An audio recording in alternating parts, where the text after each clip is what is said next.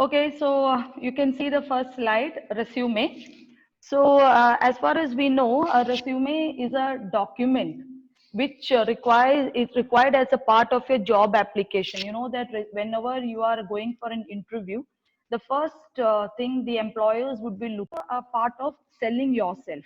You sell your skills. You sell yourself to the employer so that you are getting a job offer from them. So this is all about a resume. So I'll just move my first slide today. So as you can see, your resume is you. Make sure it represents you well. So why I'm saying this is by reading this resume, the employer would be able to understand about you. He would be able to summarize what you are, what you represent. Okay. Now, there was a webinar by TCS Shiba sir, the HR head of Kerala, where sir was telling that how much time does it take for an employer while reading the resume, how much time would he require to analyze your resume? How much time does it take to look at your resume? Does anybody have an answer to it? How much time would it take to go through your resume? You can put it in your chat box.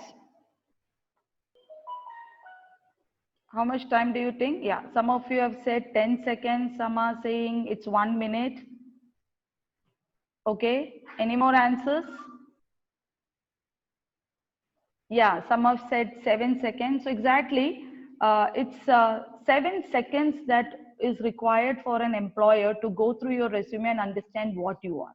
So it must be easy to read, short, it should be short and it should be attractive, of course, but not with too many decorations or too many colors around.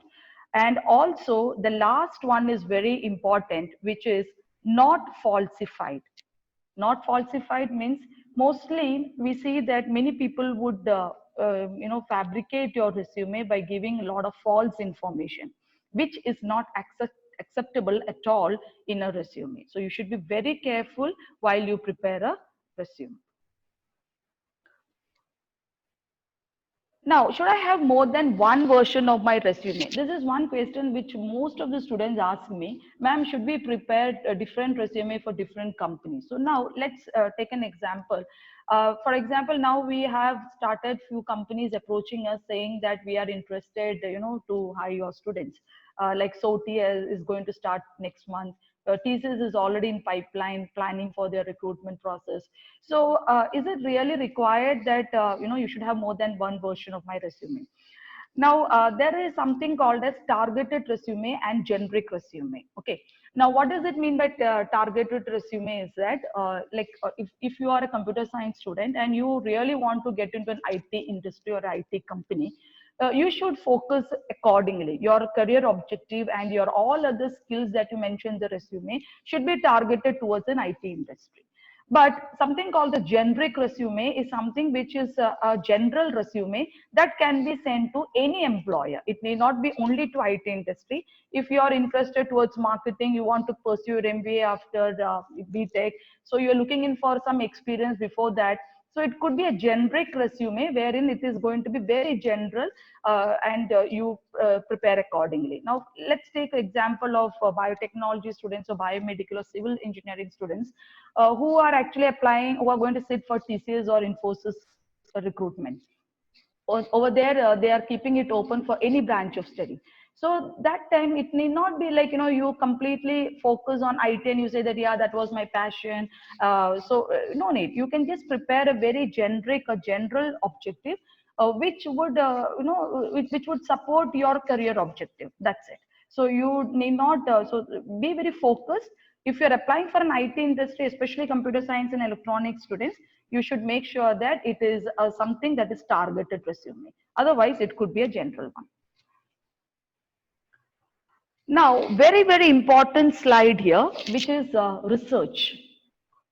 It's like researching yourself. Okay, you should know yourself before you start preparing a resume. That's very, very important.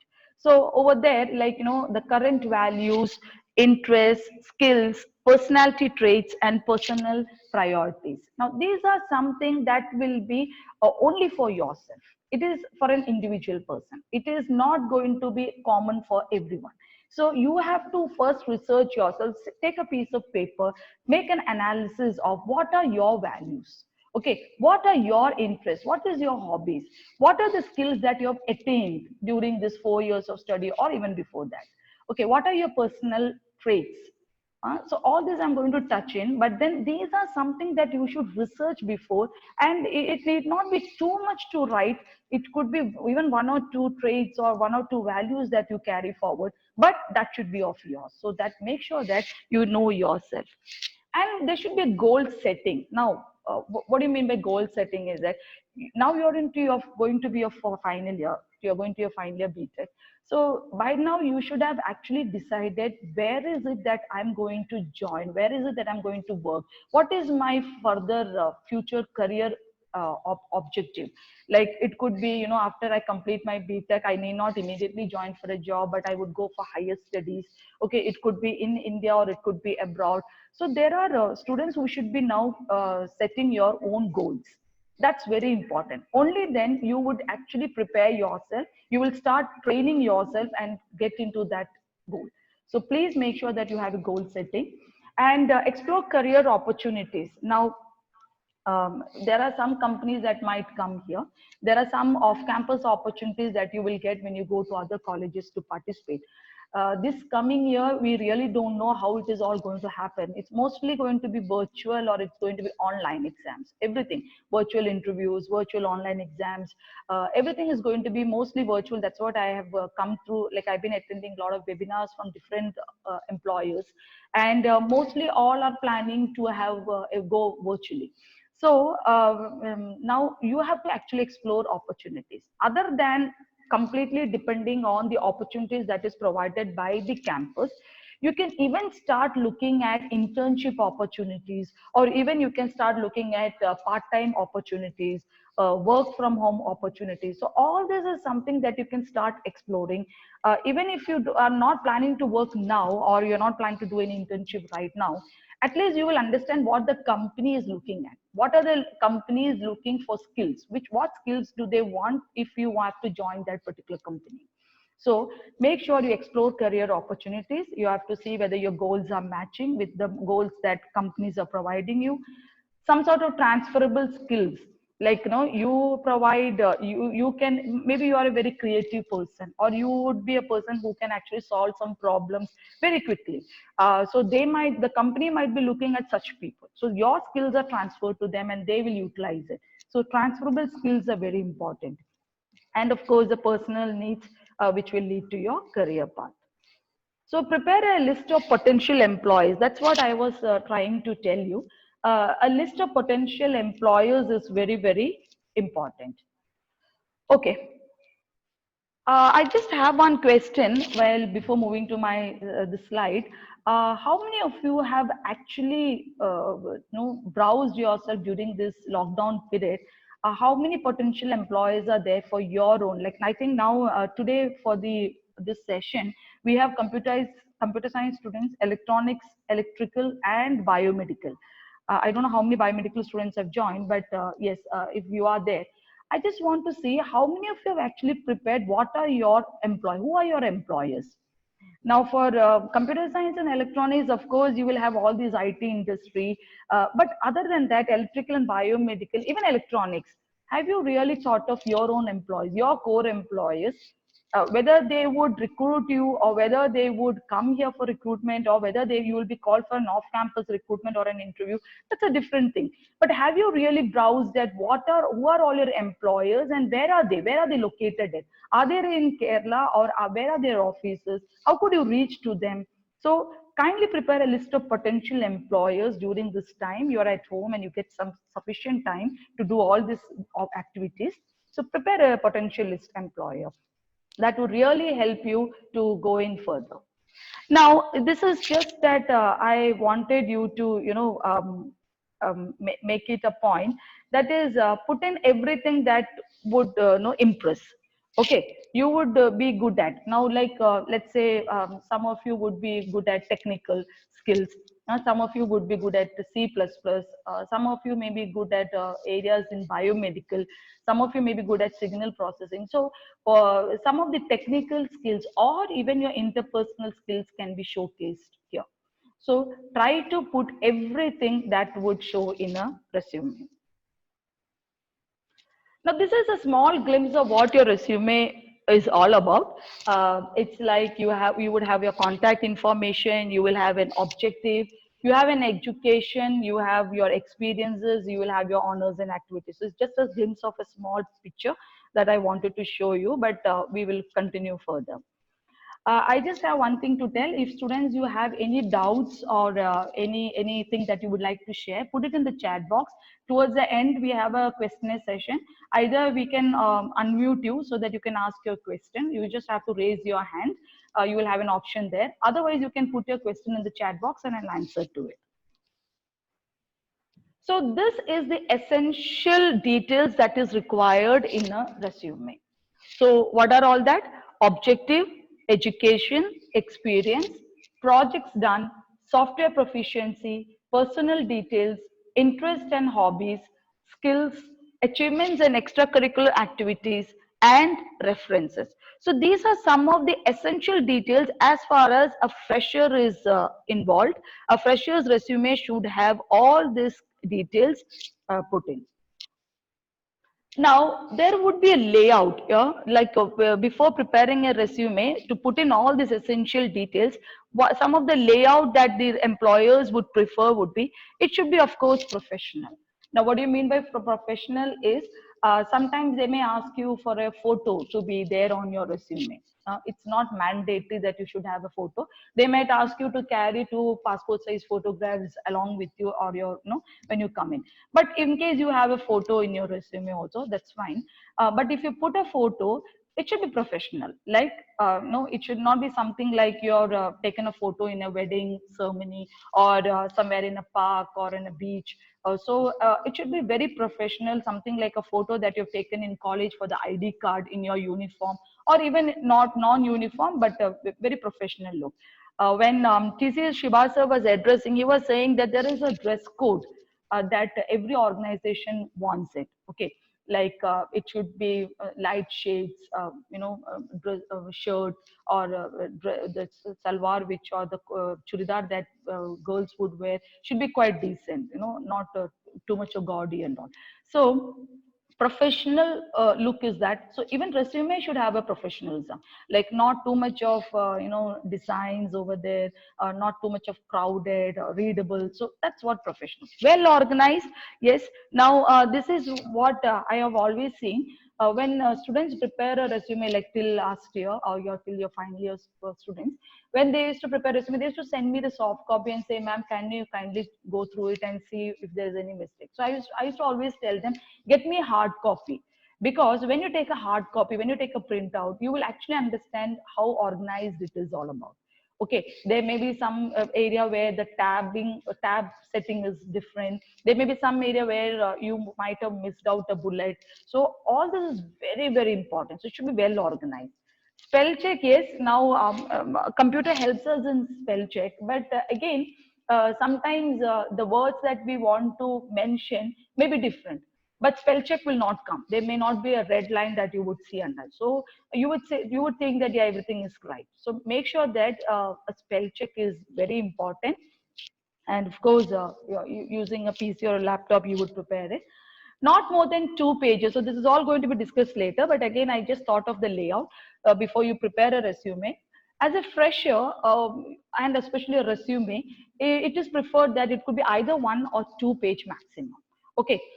When you say curriculum vitae, it is different. Curriculum vitae actually tells more about your experience, your working experience. So there's you can tell about your paper publications, your references. So what happens is that sheets will increase. So that's why it's called as curriculum vitae. But when you say as a resume, it could be maximum of 1 or 2 page. And as a fresher, you will have only that much of amount of things, the essential details to be mentioned. So make sure that you go with either 1 or 2. easy to read, headings and white space. So when you look at the font, when you look at the font type, everything should be readable and not too much of crowded. So you could see that some space is there in the page, which makes the person to willingness to read. And of course, bullets and punctuation. Now let's start with first contact information. Okay. Now now earlier what happened is, earlier when we used to prepare a resume, it used to be like resume or curriculum vitae would be your heading. Okay, the top portion would be like resume or curriculum vitae. But now most of them prefer it to be your name.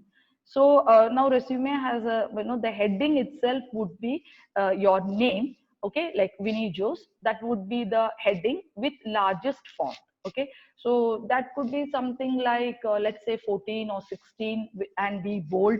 So that could be the heading of your resume, which starts with that.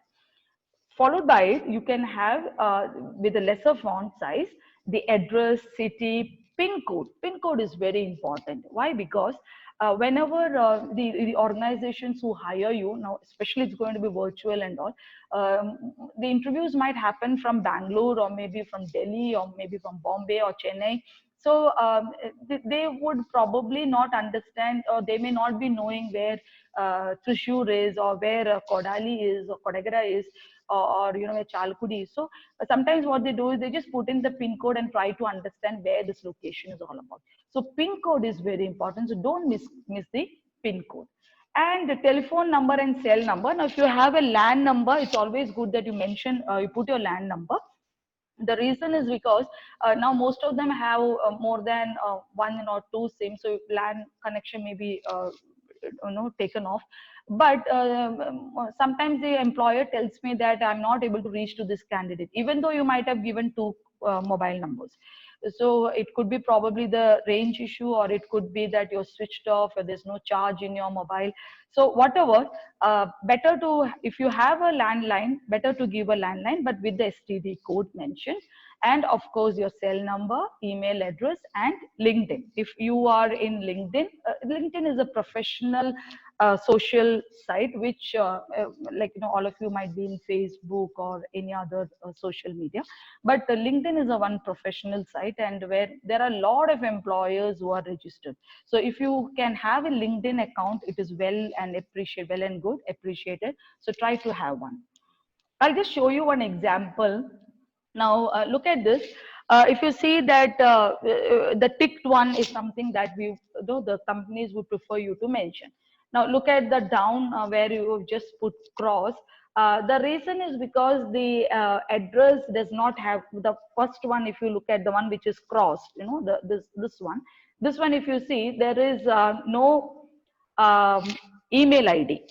Okay, there is no email ID. But sorry, the other one, if you see, why is that gone wrong? Any idea? Any idea where that this slide, this one, Rajesh Krishnan, we have a cross there. Can anybody tell me what could be the reason why pin? Okay, pin Bombay 69 is mentioned, so that would not be a real concern, because if you look at Bombay, the 4000 is a common one, so not really a issue. But again, what else? Some say email. Yeah, what is the concern with email?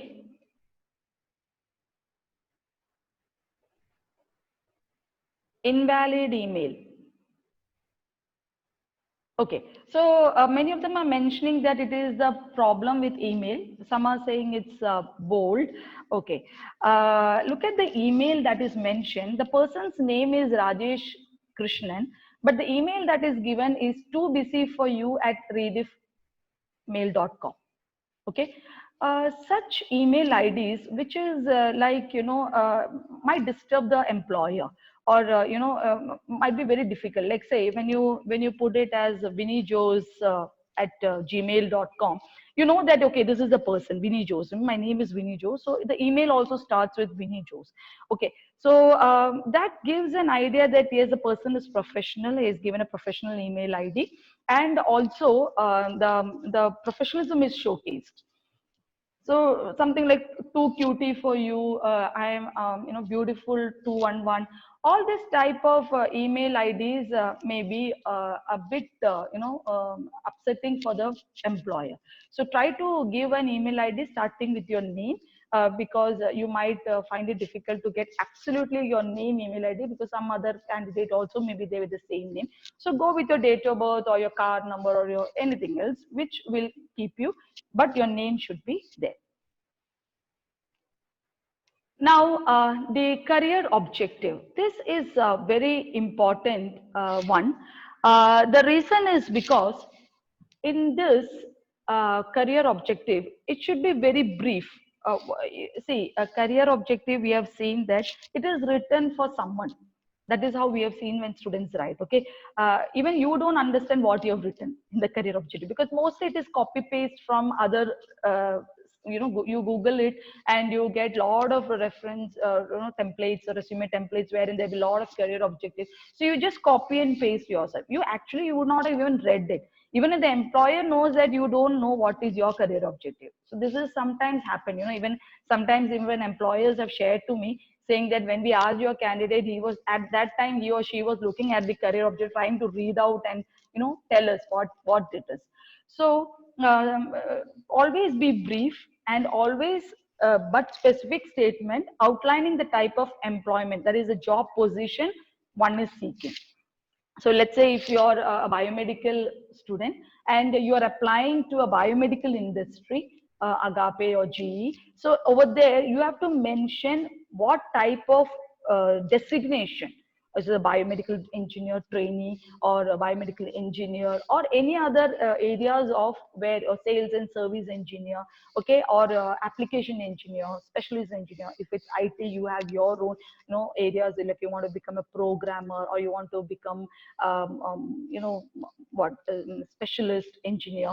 So there are different designations that is there, and you also know where you are best at. So try to make it specific.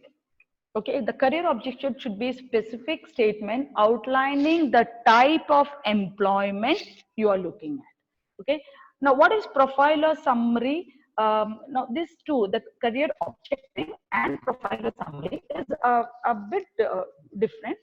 Objective is what I told, very brief, maybe in 2 or 3 lines. Now, a summary is something that, along with objective, you also tell about your skills. You tell about your experience. I am, 16 years experienced person having all these skills, and these are my strengths. So it increases. The number of lines also increases. Mostly, the profile and summary would match to a person who is experienced. Okay, so for you, it would be good enough to go with career objective. Now, I put here as, remember, it's not essential to write a career objective. There are, now this is not a very important thing, because now employers also feel that, students are just, copying and pasting. Actually, they don't mean what they have put. So career objective is not very necessary, but if your resume does not have much things to be added, if there are areas where things are, the pages become empty, okay, you just have 1.5 page data to be put and half of the page is empty, then you can add these essential ones like career objective, so that again the page is getting filled. However, if you don't write it, be absolutely clear about what you say and what you mean it. Okay. One thing I would like to point out is, don't use fancy words or write unconnected with the job that you're applying for. For example, I put, if you're applying for a software engineer post, don't write to reach the top level in a corporate setting. You might think that, okay, you might impress the employer by saying that you're really good at skills, you would be able to reach another 2-3 years to the top level of a organization, but the person who is employing you actually knows that it is not very easy. There are many other, you have to work in team and there's a team lead. So overcoming him or becoming a boss to the team lead is all going to, there's an attitudinal issue there. So be very, very, down to earth while you write your career objective. So you might aim to it, you might be having an objective, you might want to become, but it takes some time. So please don't mention such career objectives. education is something that you will have next to put, and that's something that everybody would have. Okay, now we have again seen people putting education, this should be a reverse chronological order. What do you mean by reverse chronological order is, put your latest qualification at the first. Like now you are doing your BTech final, you're going to be a BTech final year, so you have to put first your BTech details. And of course, since you don't have other PG or any other qualification to be given, so you can even put your 12th and 10th details. Again, when you mention education, there is the tabbing and the organizing this particular data is where mismatch is seen. So either you can choose a tabular format where you can put in columns. Okay, like you can have your college name, then followed by, I mean, first could be probably the branch that you're doing. So BTech in computer science, BTech in biomedical, BTech in electronics and communication, everything should be full. You should not use acronyms, like you cannot put CSE.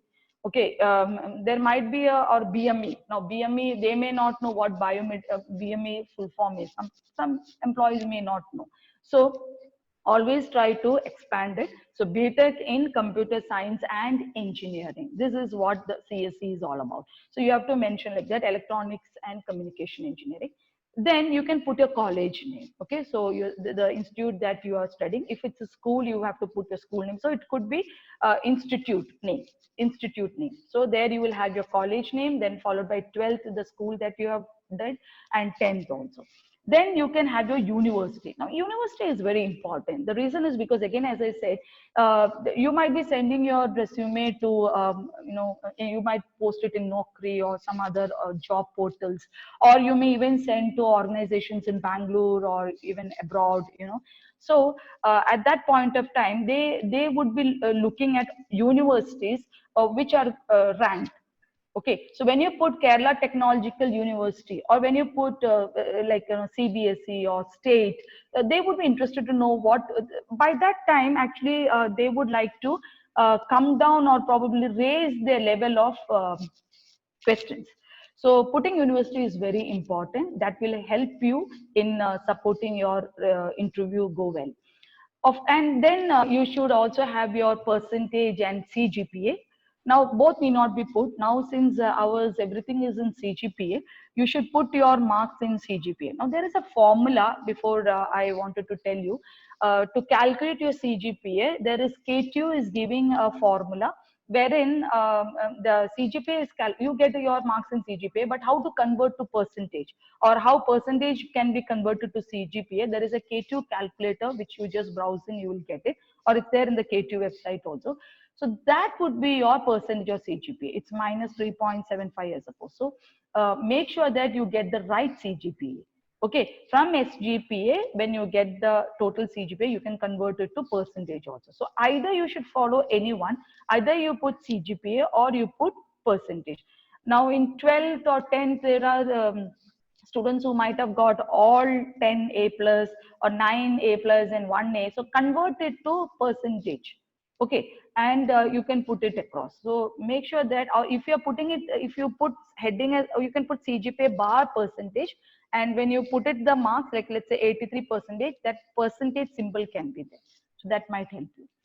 Then date of completion, very, very important. This is noticed by every employer. The reason is because, of course, BTech, you are 2021 graduates. So you will put 2021. Okay, so that is not an issue. But when you look at 10th and 12th, there are some students who might have a gap of study.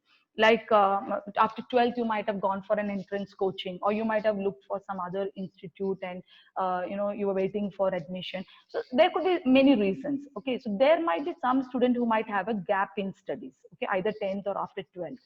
So there are some organizations who are particular that there should not be no gaps allowed during the course of study. There are some organizations who will say 1 year gap is allowed. So that's why the date of completion, date means you need not mention the month and the date. It could be the year of completion. So I think that would be corrected here. It could be year of completion that you have done. So don't put dates and all for there. Just put year. Like let's say if you're 21, then you might have joined in 17.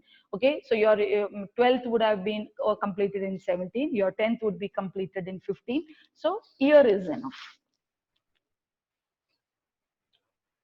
The Actually, when you look at experienced candidates resume, like if I have to put a resume to another employer, my after the career objective, if I have, and after that it would be experience. Before I put my educational qualification, it would be my experience.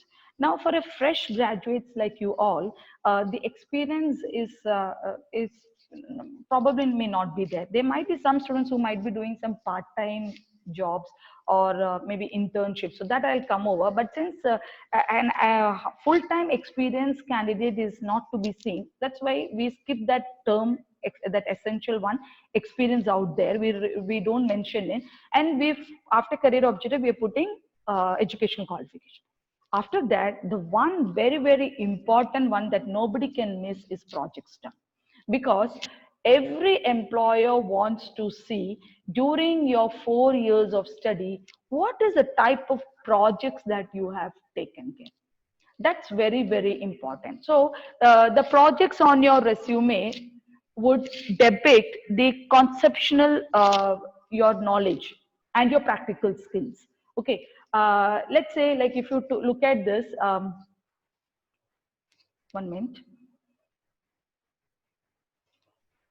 If you look at here, the projects done show academic project work. Okay. Now, when you mention your project details, as I said, it is giving your conceptual details as well as your practical knowledge of what you have learned in this 4 years of time. Provide the latest project detail. That is, it should be your final year project. Now you might have already started thinking of what you should do when you go to your final year project. Okay, so your final year project is the one that you have to mention in your resume. Now before that, let's say if you have not chosen your project and you are getting an opportunity to attend an interview, then you should go with your third year mini project. Okay, so third year mini project and your final year project is where you have to put in your resume, and that's where you are going to get questions also. What was your responsibility? What was your contribution while you were doing the project? So while you're mentioning the project, you can say what was your title, the title of your project, and also in the bracket you can mention what was the duration, okay, or how much time did it take. And your project description can be as short as possible, but conveying your course outcome or the project outcome. Okay, what is it that you wanted to finally get done while doing this project? What was your outcome all about? So in 2-3 lines, you can mention your projects, your final year project, your pre-final year project, and in case you don't have your final year project now to be shown, then it should be your second year project. So if you look at it, your projects in the academy, this course of study, that is 4 years of your engineering course, your projects plays a major role in your resume. It's very important. Sometimes we ignore it. We feel that, okay, we just have to do it for the college purpose. How is it going to help me? But believe me, this is where your practical knowledge is getting improved. And this is where you can actually tell the employer what you have learned during this course, because otherwise what you learn in the curriculum, everybody has to write the university exam, so that's coming out as a form of marks. But what is your practical skills, what is your practical knowledge, comes through all these type of projects and other competitions that you participate. So focus on outcomes. So even if you're going to choose a project in the final year, I would request you to think something very different, very creative, where you feel that yes, the employer is going to get impressed if I do this type of project. Okay, so it's all about logical approach that you would do in the project. It's not a final a patent, or it's not going to be a final product. that might come, because you just get a very short period of time to do your project. But finally, project, of course, you have to choose the best. So you can see that it's the most impact section in your resume. If you look at here, I've just mentioned medium impact section. So impact section is there. And in case your projects are getting converted as paper presentations or publications, you can always put that also, in your under your project. So that is also going to help you.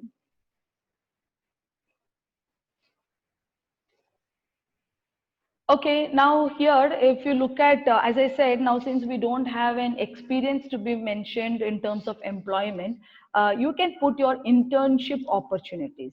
Now, every semester break, you were being asked to go and do some internships. So I know it's not very easy that organizations will allow you to come into their culture and disturb their whole work routine. So you might not have been able to get into very good internships, but again, when we have been asked to do internship, you would have done, and that is anyway an added advantage and add-on skill that will help you in your course of study. So again, this is the highest impact session where you have the internships can be shown, your practical knowledge that you have acquired, again, that gives a very important one. And what are the internship details that you can mention is your the title of internship, what you have done, with whom you have done, okay, which is organization that you did your internship, the duration, that's date of employment is the duration, okay, the location where you did this internship is also going to help you, and few two again 2 3 lines of the internship that you have undergone. Maybe a week of 1 week of internship again is enough, but what you learned, what was the outcome from that internship, okay, so again that is going to help you. The next one is activities and honors. Okay. Now here, this is again a very important one in our resume. Many of you might have backed out from many events that might be happening in our college. Any events, okay, it could be technical, it could be non-technical, it could be extracurricular, okay, but whatever you, when you participate, it is giving you an added advantage, it's improving your skills day by day. So let's say, like, the first thing that I would say is mention the scholarships or memberships. Now, our college, we have a lot of professional bodies like IEEE, IEI, students chapter is there. Then every department has their own membership bodies, like biomedical has BMESI, then our CS has CSI. So there are a lot of professional bodies that are there in our college. Are you a part of these membership? Do you have a membership? Like if students have IEEE membership, very well and good. Okay, so don't miss out this. That's what I would say. Don't miss out these memberships to be put in your resume. If you are getting scholarships, you have to mention from where you are getting the scholarship, who is awarding you this. Like if you put some name, like let's say from some of the acronyms might be given, and you put that, so the employer may not know what this, even you may not be knowing, because you might have got that heading as, okay, some scholarship. Okay, so you should be knowing from where this scholarship is awarded to you. So write the full name of the scholarship and what duration you are getting. No need to mention the amount and all. That is not required. But what is the duration and from who is awarding this scholarship is very important. Again, for membership also. So all this is very important. Now, one thing that when I was just going through the UST Global webinar last week, they were telling me that since it's going to be virtual and they will probably have your resume, they might have asked you to send your resume, and the resume may be there in their laptop as a soft copy.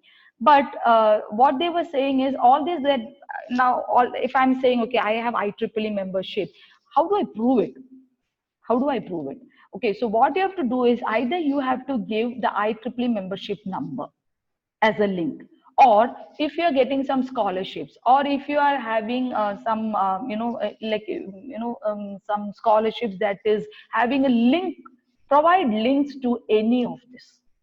That is very important now. That is the proof that would tell the employer that this candidate is true to what he has mentioned. So always see now that since you're not going to face these people one to one, face to face, it's going to be virtual. The resume is going to be the final one.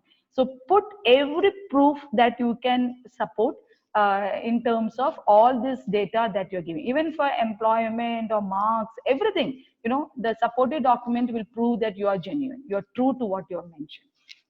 Volunteering is very, very important. Now, community work, volunteer work, you might have been a volunteer while tech fest was happening, you might have been a volunteer when techcon happened here, any events. Okay, it may not be technical, you know, it could be non-technical, you could be an NSS coordinator, you could be an NSS volunteer. So if you are having such, you have been having such roles or responsibilities, please put in. This all is going to help you to get or sell your skills. This is all selling your skills. Now you are selling your skills, so you have to mention whatever you have done. Okay, then if listing a scholarship, okay, I've told you, don't include anything from before college. Now you might have been the rank holder in eighth, you would have been first position in eighth class, or you might have got a scholarship in school days. Please don't mention any of this. This they want to know during your 4 years of study what you have. Maybe like you might have got some special scholarships in your 12th.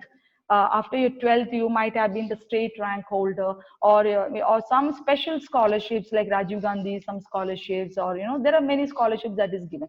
If you would have got such scholarships, of course, maybe you can put it as one of your achievement, but not beyond 12th.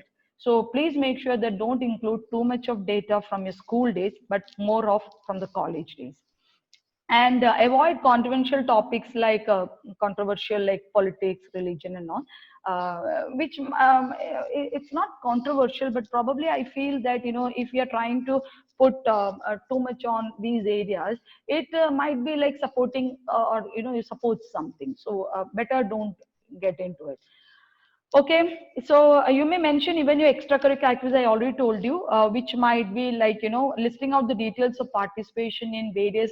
You see, earlier there was a practice in our college where every student, when announced technical events, like, you know, you have a lot of tech fest happening in other colleges, paper presentations. So there were many students used to go and participate. Now this is all going to improve your skills. This was actually improving the students skills. Now the tendency, the frequency of students going and participating is actually come down. We see day by day that it is you know, you are only getting you know, in your own comfort zone. You're all into your comfort zone. You know, if something happens in college, okay, I'm fine to do it. This is even happening in placements also, like when there is a recruitment happening off campus, you know, if it's happening somewhere outside our campus, you see some of them backing out. They register, and then finally they will come out with lot many reasons. I had a morning, I had fever, or there was, my parents didn't allow me, but didn't permit me. So these are all people who are actually getting into your comfort zone. So you don't have anything to do. Nobody can help you in that way. So make sure that you are actually listing out the details of participation that you have taken during your college time. List out from first year, you please start recollecting, or you take out all your copies of certificates and find out where all, what all I have done. It could be even a small volunteer, it could be a placement coordinator. Placement coordinators get too much of credit points because they learn too much of things when a company comes here, how you have to, you know, behave to them, what is the hospitality that you know, people think that, okay, a company calls, see, companies don't call up here, we keep calling them, and that's how they come here. So we have to give our best, we have to project our students are the best, Sahardians are the best. So accordingly, you see that the way they work is a tough time for them. I know many of them who are placement coordinators who have stayed back with me even late evenings. Sometimes they have skipped their meals in the afternoon, even though I have had my meal. So these are all places where you actually are noted. And there has been companies who have come back saying that last year when we came, this student was volunteering. Is the student sitting for the process? So this is how even companies look at.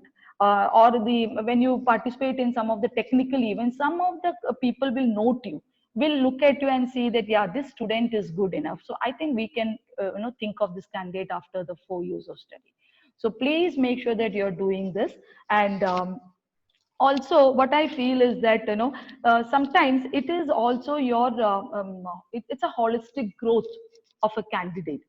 Sometimes a student might be you are improving and you are adding your skills, you're growing, you're growing yourself, you're improving your talents, you're showcasing your capabilities to the people who are looking at you, who are analyzing you. Even you will see that there is a lot of change when you start participating in these events. And it's not necessary that you bag a prize, you get a prize, okay, but it's that you come, you take an initiative and come forward and attend to these type of activities. So you have one more year, and as soon as we reopen, there may be a lot of activities that might come in, or even now also at home, if you can think of something that you can render, you can do it. This question, one question that is going to come when probably when you attended the TCA session also, even while I was attending UST global session also, every HR has been going on telling on this question: what did you do during your lockdown period? Now you might have had your lockdown period from let's say from March onwards. So there's around March, April, May, June, July, August, let's say 5 or 6 months. What did you do during a lockdown period? Are we just wasting our time? I still remember we started with some aptitude training. The initial days there were lot many students, around 200 students started. Slowly, you could see that the number of students were coming down, the interest was coming down. No, it should not have happened that. It should have been that more students would have been participating, because I know it is not that easy to keep you hold while you're at home, because there may be something else coming around you. But you should have kept your time accordingly. You should have had a time management, and you should have been participating on this was all improving your knowledge. So 5 months of time, you should have an answer to the employers. What did you do during this lockdown period? What is it that you gained? You cannot just simply say that no, our institute was closed, there was no exams, no, nothing was there. I was just sitting idle at home. That is really going to take away from your interview. Some of the significant personal facts that technological skills. Now again, there were some add-on courses that was being given by departments in our college, or even you could have joined some of the online platforms like Moodle, or NPTEL, or Coursera. There are many MITers who have actually been offering a lot of online courses. Even now during this lockdown period, many of these platforms were free of cost. They had kept it free of cost for you students, or maybe 50% of what they've been offering. So this technological skills that you have attained is very important. That should be to your own department. Let's say if you're taking computer science, you should have your own areas, like now latest the artificial intelligence, Python, cloud computing. I'm not knowing much names, but these are all areas that companies are also being telling these students should be knowing these areas. Of course, C and C++ as a basic language, programming language. So if you're not good at this, now this is a time where you can start preparing from basic. If you go to many of these online platforms, they are giving you from basic level. So don't think that, okay, I don't know programming, even though I'm a computer science student or I'm an electronic student. That was not my, but if you're sitting for a placement, this area, technical round will have programming. That is for biomedical, biotechnology, civil, any. So why do they think that, even mechanical students are getting into thesis in Infosys? Why is that? Even civil, our students, biomedical, biotechnology, civil, all made it to Infosys and thesis. Why is that? The reason is because they might have had some basic level of C, C++ knowledge.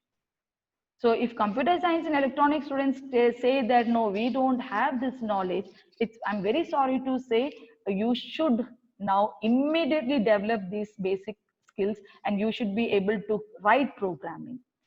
Okay, so technological skills you have to see. Even biomedical students, you have to, check with your department and see what are all the biomedical areas that is upcoming now, and where or what certifications you can do it. What is it that I can do as an add-on?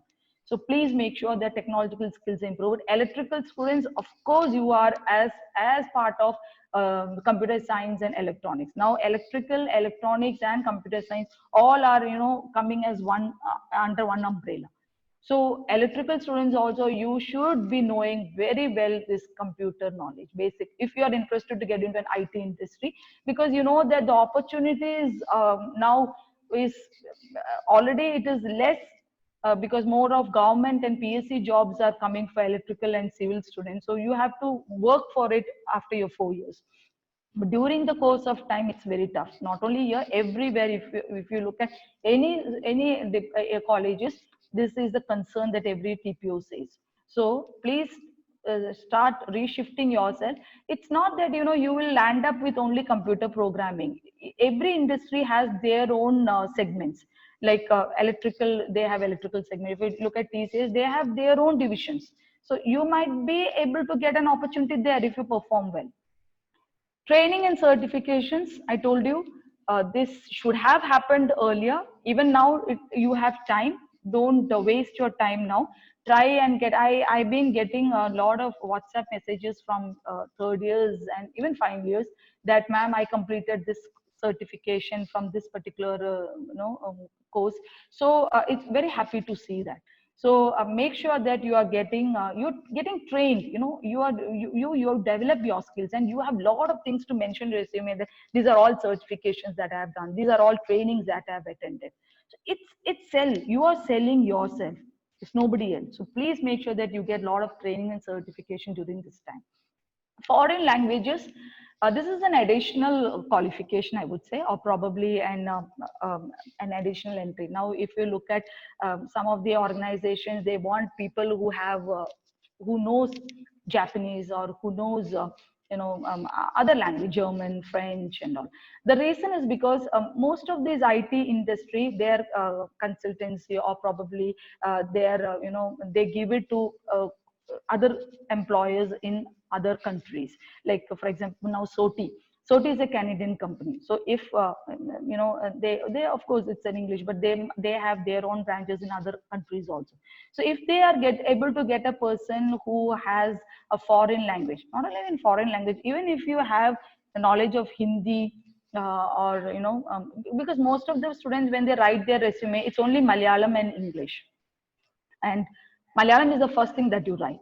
So what we understand is, yes, you are only good at your mother tongue. English also is just because you know to read and write, but you don't know how to speak. So this is again going to be very important. Foreign languages is an additional glitch to you.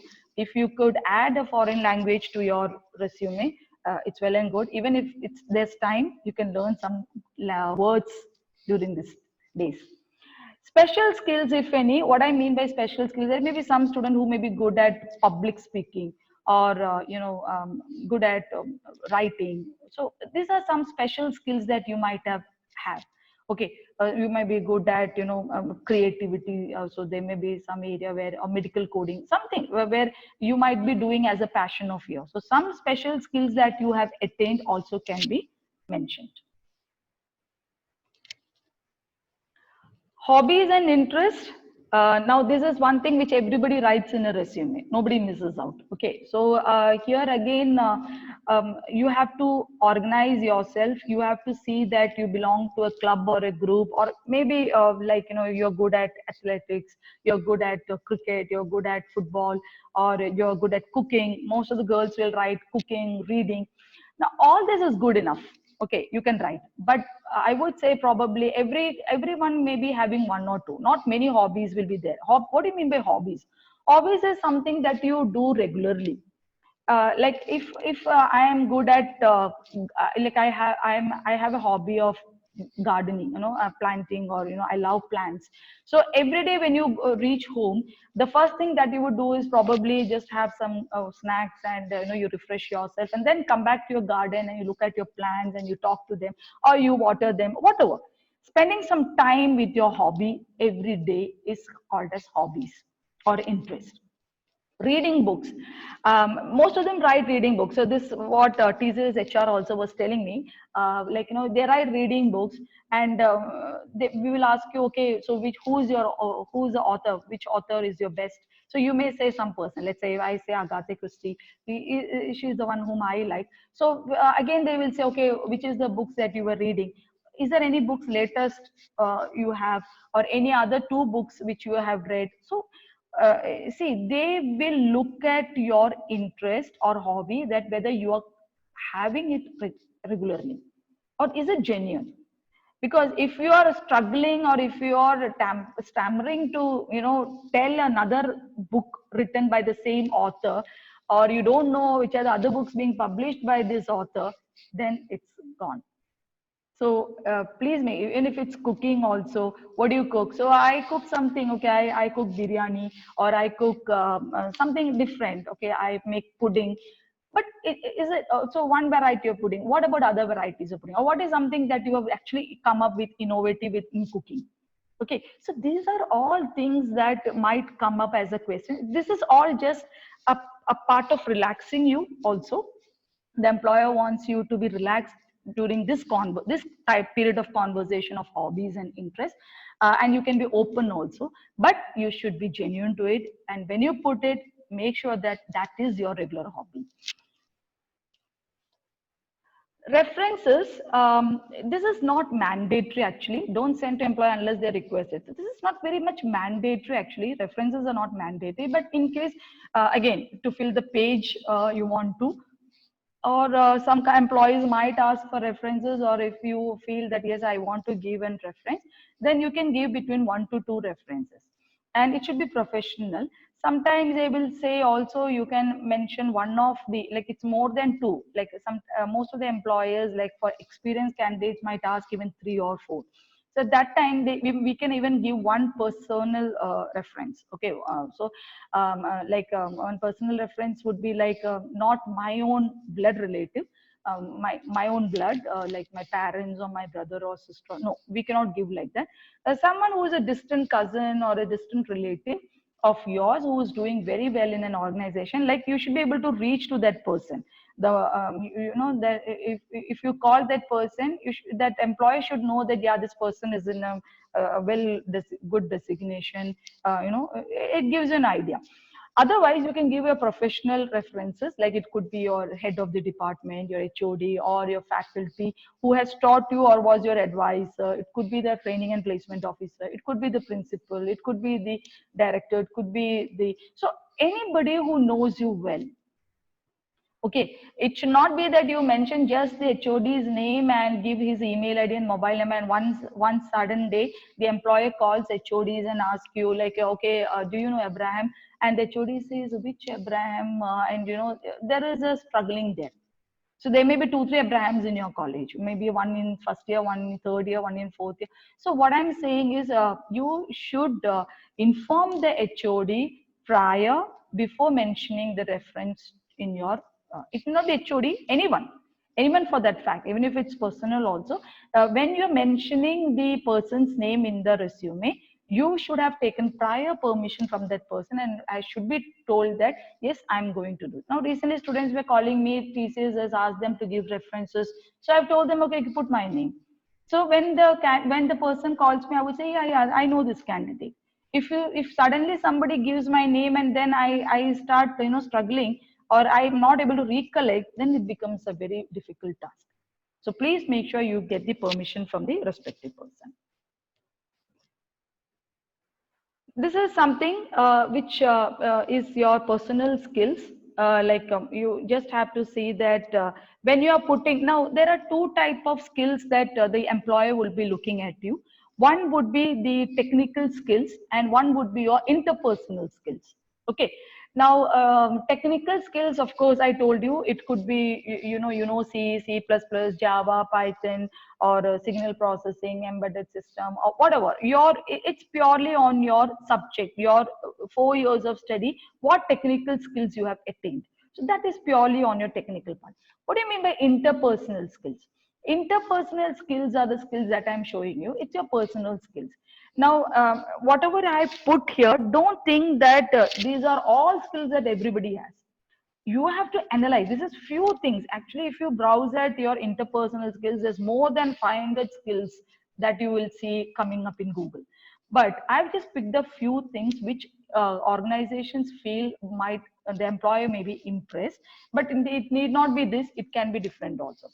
Like well organized. I'm a person who is well organized. When I do or I take up a responsibility or when I do a task, I do it well organized. Okay, so you should you know this is where I told you that take some time to analyze your skills and put it in a piece of paper before you start preparing your resume.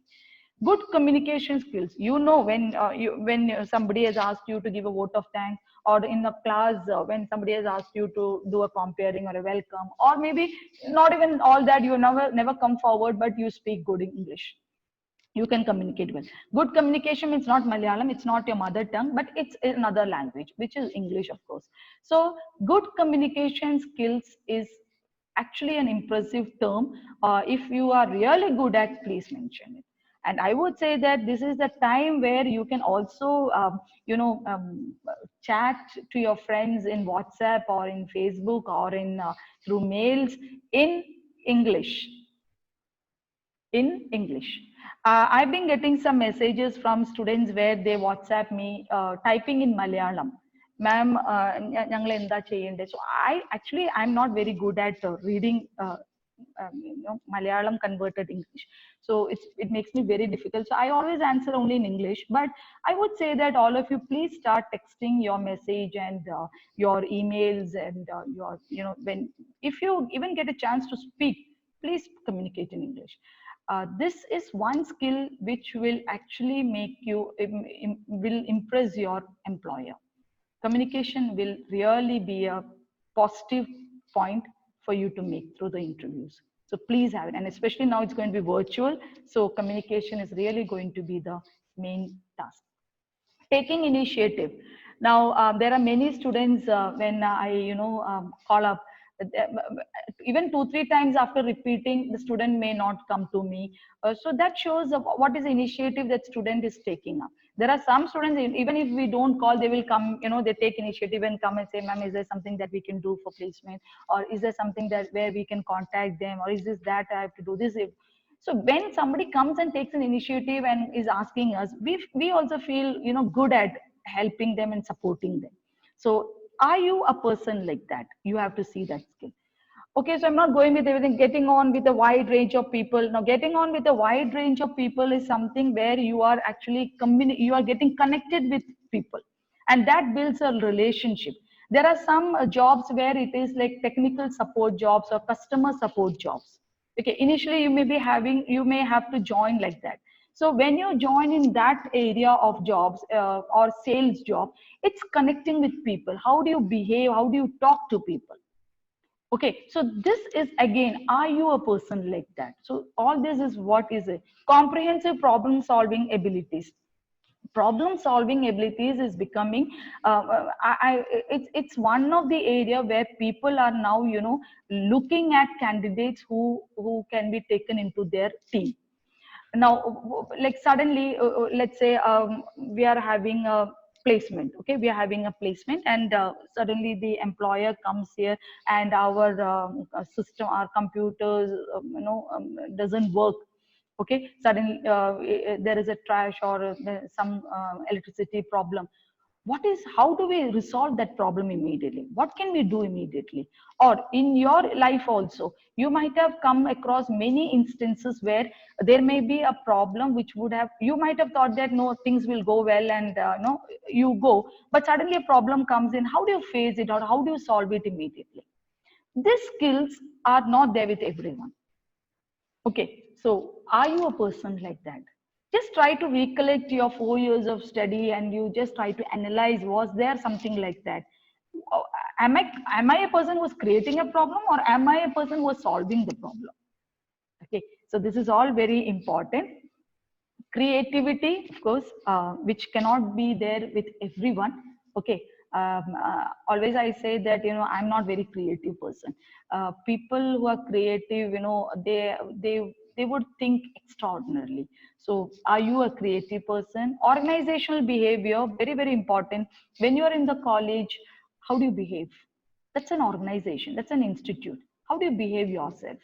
Okay. I've been noticing, there are some students, when you see teachers, or you see your parents, or you see your chechi chatins and all, you might smile, or you may wish hello, you may say good morning. So this is coming from within yourself. As soon as you see someone, you just do it.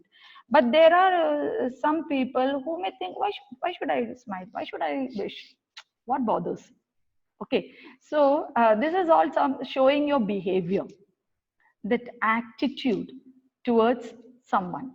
And believe me, recently also we were getting some comments and all, like, that when students are going for interview, like I had a very sad thing to share, that when our students went for a off campus recruitment to another college, and there our students were, talking loudly and yelling, and they were not patient enough to sit for a long time.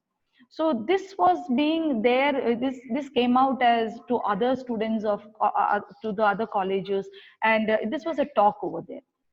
So this is how behavior is getting reflected. So please make sure that there is an organizational behavior which you follow. When you join an organization also, you will understand this is all very a part of our skills. So try to work accordingly. Of course, team player, you need to work in team. That's very very very important. Now everyone wants a person who can work in team.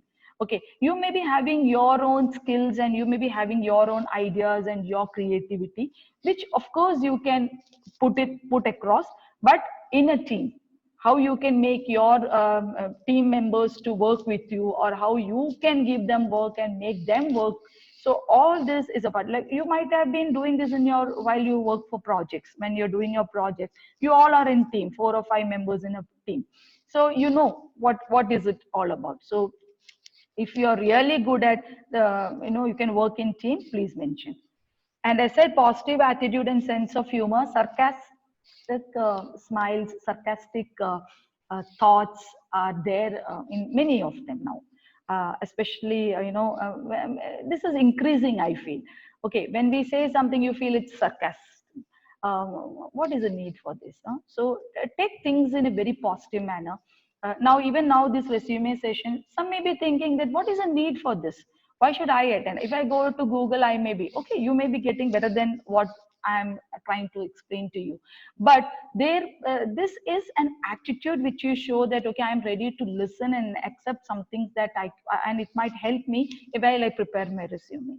So the positive attitude, the sense of humor is all very, very important when you work in an organization, because in organization, everybody is different. It's not like in a college. When you're in a classroom, the thoughts and the skills may be all common, maybe same almost. But when you move to an organization, there are people coming from different locations and different demographics. So age, everything is different, gender, religion, everything is different. So you need to have a very positive attitude. And this 1 year, you should actually try to groom yourself and see that you are doing it. There was this one candidate who went for an interview last year, and he did very well in technical.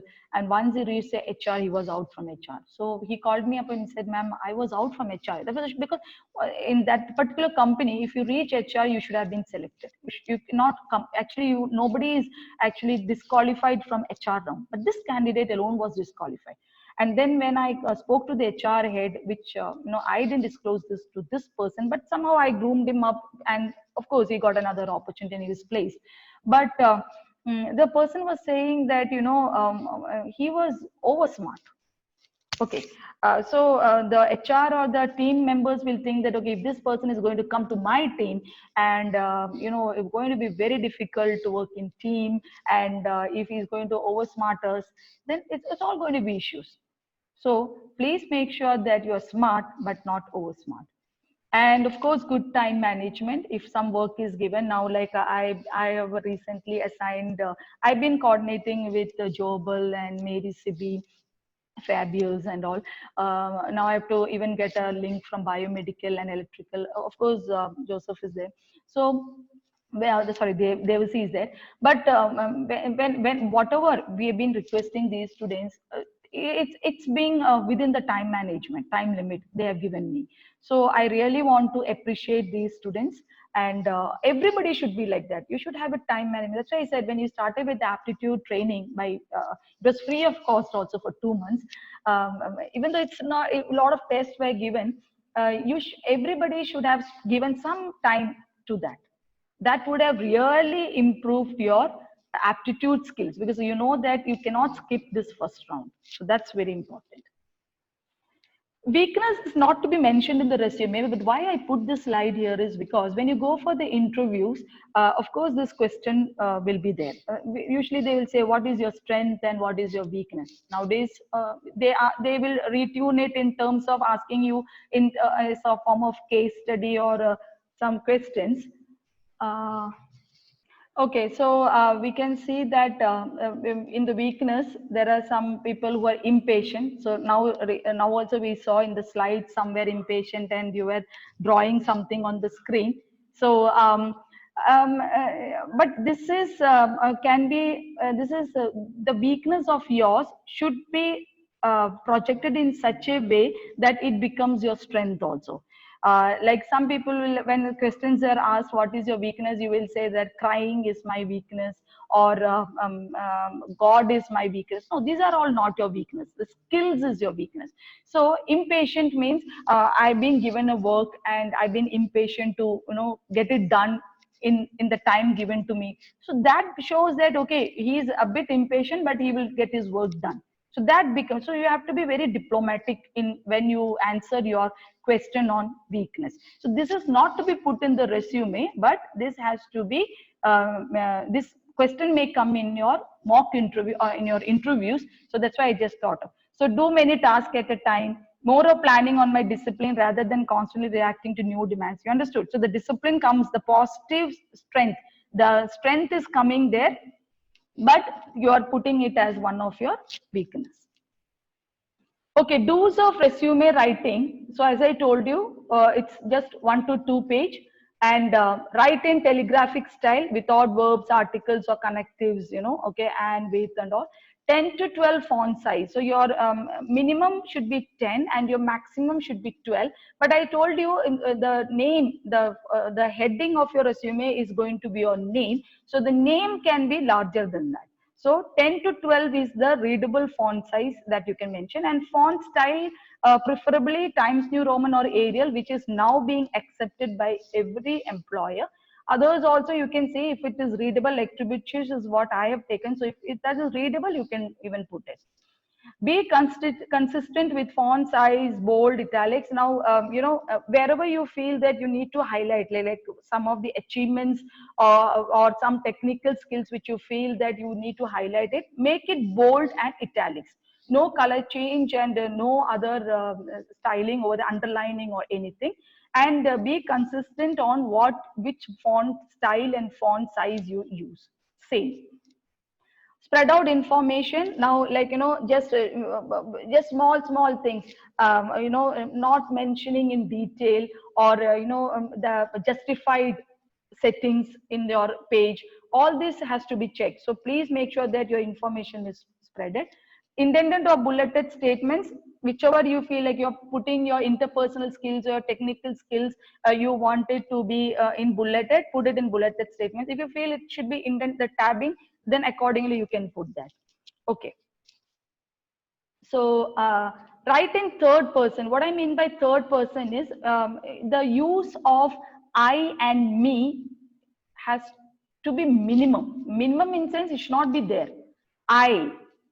So maybe me can come somewhere in career objective. Me can come somewhere in career objective.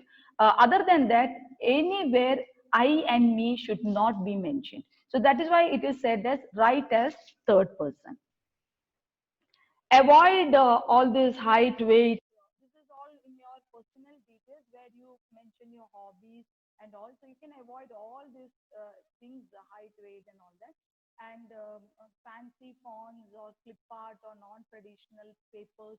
Okay, like all this paper which is of a very thin, the font is, I mean, the thickness of the paper is less. Don't use that. Go with good traditional papers, and don't go for bordered papers. You may get, when you go to buy, you may get bordered papers. Don't go with that. It's just that you have to leave the margins. The margins can be left. And when you are going for the interview, make sure that when you while you post, of course you have to fold it, but when you're going for an interview, you should have it in your file. Don't just crumple it and put it somewhere. And the word resume at the top can be avoided. Avoid details of travels. Okay. Then I told you I and my and me and all can be removed. Salary information. You are a fresher, so it is not good enough. Even for experienced candidate, mostly we don't mention the salary information. References, as I said, maximum it is better to avoid. But if there are some companies who may request you to put references, or if there is no much details to be put in the resume, you can add to it. So what is the final one? Does it clearly and quickly communicate to employer that you want this job? That's very important. Okay. Are you really passionate to get that job that the employer is offering you? Are your skills matching? Are your goals matching to the employer's demand for skills and goals? Do your strengths come across? Are your strengths being mentioned in this resume? If somebody reads it, he should be able to understand, okay, this is all the strength of this candidate. Does everything support the job you are targeting? So your career objective, your technical skills, your interpersonal skills, do they match with what the employer wants? Should anything be removed, and does it really sell your skills? So this is final glimpse of after you prepare your resume. Some of the standards that I want you to, don't overcrowd your resume. Lot of plenty of space can be given. Keep your resume to one page wherever possible. I'll show you some one or two samples of these resumes now. Keep the number of fonts you use to be minimum. Use a font that is easy to read. Okay, now, all this. Do not justify the lines of type on your resume. Don't overuse capitalization, italics, and all that. Make sure your name, address, and a phone number appear on your resume and all correspondence. Print your resume on white or cream paper of a good quality printer. Like, even if the printer gives you trouble, then the whole thing that you worked on will go waste. So please make sure that you take a printout and only one side printout, no two sides. Print on one side of the paper only. Okay. So if it's a two-page resume, always make sure that it is a single printed page printed copy. And second and third generation photocopies. What I mean is that you take one printout, and to save that, you keep taking photocopies again and again. So sometime, as I said, it may not be a generic job. So you may miss the opportunity. And while you keep taking photocopies, the style and the font, everything will be lightened. So then that is again going to be a problem. Some of the confused words that I want to tell you. This is seen in many of the resumes. I just want to mention it. Accept, accept.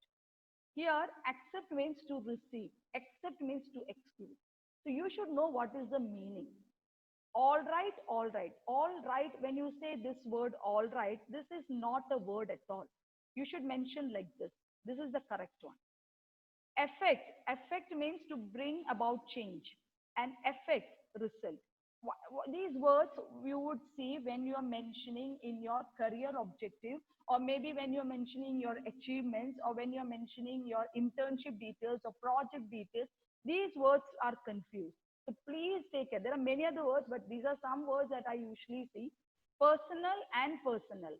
Personal means your interpersonal skills. I was telling you personal skills, interpersonal skills, personal staff members. Okay, it's a department, personal department. In an organization, there's a personal department. Role and role.